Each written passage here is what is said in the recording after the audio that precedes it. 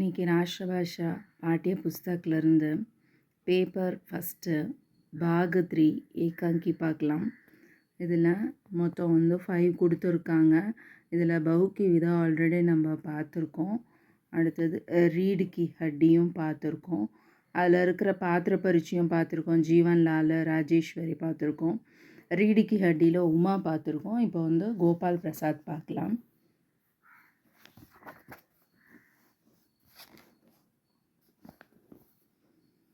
गोपाल प्रसाद रीढ़ की हड्डी एकांकी के एक प्रमुख पात्र है. இல்லை கோபால் பிரசாத் ரீடு கி ஹட்டின்னு சொல்லிட்டு ஏகாங்கினுடைய பிரமுக் மீன்ஸ் மிகவும் முக்கியமான ஒரு கேரக்டர் அவர். வே अपना पुत्र शंकर के लिए कम पढ़ी लिखी लड़की की तलाश में रहते हैं. அவர் தன்னுடைய பையன் சங்கருக்காக கொஞ்சமாக மீன்ஸ் கொஞ்சமாக படித்தா எழுத படிக்க தெரிஞ்ச ஒரு பொண்ணு வேணும்னு சொல்லிட்டு தேடுறார். தலாஷ் மீன்ஸ் தேடுறாரு. வே வக்கீல் ஹை உன்ஹே அப்பனே பேஷே பர் காம் கர்வ பி ஹை. அவர் ஒரு பெரிய வக்கீல். அவர் தன்னுடைய வேலையில் ரொம்ப கர்வமாக இருந்தார். சிக்ஷா கா மகத்துவ ஜான்தே ஹை. சிக்ஷா எவ்வளோ வேல்யூன்னு சொல்லிட்டு அவருக்கு நல்லா தெரியும்.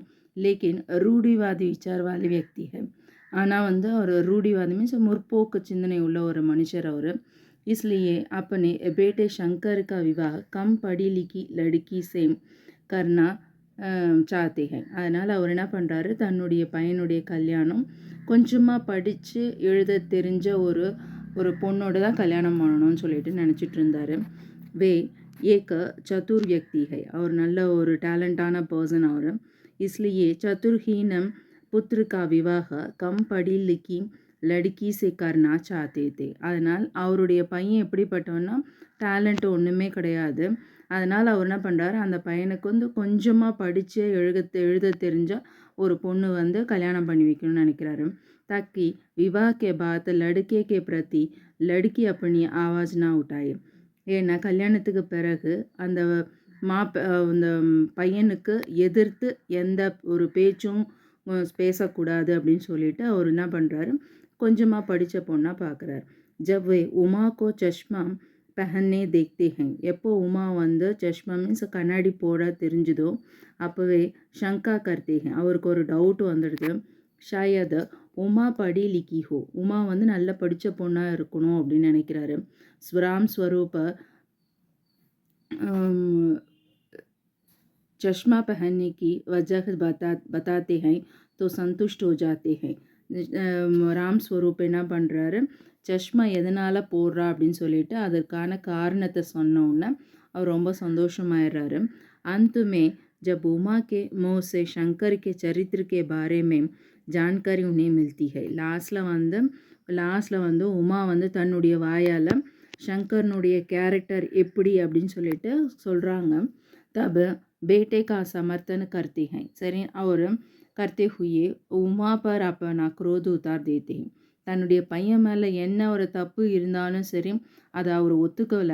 அவர் உமா மேலே தான் கோவப்படுறாரு. शंकर की कमी को स्वीकार करने के लिए तैयार नहीं है. சங்கர்னுடைய என்ன ஒரு குறையும் அதை அக்செப்ட் பண்ணுறதுக்கு அவருக்கு தயாராக இல்லை. அப்பித்து ராம் ஸ்வரூப் சே பேஇஸ்ஸத்தி கி ஷிகாயத்து கர்த்தே ஹை. ஆனால் அதை விட்டுட்டு அவர் என்ன பண்ணுற, ராம் ஸ்வரூப் கிட்ட தன்னுடைய அவமானத்தை ஒரு கம்ப்ளைண்ட்டாக சொல்கிறாரு.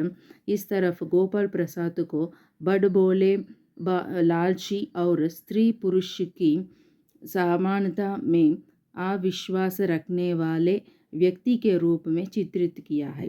இதில் கோபால் பிரசாத் என்ன பண்ணியிருக்காரு, பர்டு போலே நல்லா பேசுகிற ஒரு க்ரீனினஸான ஒரு பேராசை உள்ள ஸ்திரீ புருஷ லேடிஸுக்கும் சரி ஜென்ஸுக்கும் சரி சமானதா மீன்ஸ் ஈக்குவாலிட்டி அது இல்லாத, விஸ்வாஸ் மீன்ஸ் அது சுத்தமாக இல்லாத, நம்பிக்கை இல்லாத ஒரு பர்சன் எப்படி இருப்பாங்களோ அவங்கள பற்றி ஒரு அழகாக ஒரு சித்திரம் பண்ணி கொடுத்துருக்காரு.